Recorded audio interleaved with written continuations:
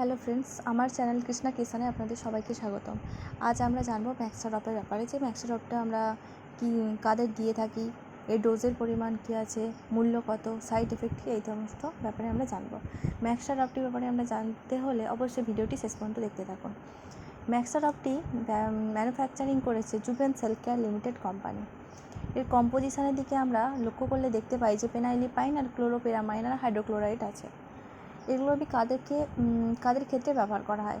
এগুলো সাধারণত ছোটো বাচ্চাদের ক্ষেত্রে, যেমন ছোটো বাচ্চাদের সর্দি কাশি, নাক বন্ধ হওয়া, জল পড়তে থাকা নাক থেকে, হাঁচি পড়া, নাক বন্ধ হয়ে যাওয়া, কাশি হওয়া, কফ প্রভৃতি এইসব ক্ষেত্রে আমরা বাচ্চাদের দিয়ে থাকি। এর প্রাইস হচ্ছে 15 ml দাম হচ্ছে 110 টাকা। এটি একটি কার্ডবোর্ড প্যাকেজিংয়ের মধ্যে আছে। এর মধ্যে থাকে একটি 15 ml একটি শিশি এবং এর সাথে থাকে একটি ড্রপার। ডোজের পরিমাণের কথা বললে ডাক্তাররা সাধারণত দিয়ে থাকেন যে 1 মাসের কম শিশুদের হচ্ছে 5 ফোঁটা করে দিনে 3 বার, আর 1 থেকে 3 মাসের শিশুদের 10 ফোঁটা করে দিনে 3 বার, আর 3 থেকে 6 মাসের শিশুদের 10 থেকে 15 ফোঁটা দিনে 3 বার, আর 6 থেকে 1 মাস অর্থাৎ 6 থেকে 1 বছরের শিশুদের 20 ফোঁটা অর্থাৎ 1 ml করে দিনে 3 বার। যদি আমরা ম্যাক্সাড্রপের সাইড এফেক্টের কথা দেখে থাকি, তাহলে ম্যাক্সাড্রপের সাইড এফেক্ট সেরকম একটা দেখা যায় না। দেখা যায় সাধারণত যেটা মাথা ব্যথা, পেট ব্যথা, কোষ্ঠকাঠিন্য এই ধরনের সমস্যাগুলি দেখা যেতে পারে। তবে অবশ্যই এটি ডাক্তারের পরামর্শ ছাড়া কখনোই বাচ্চাদের দেবেন না।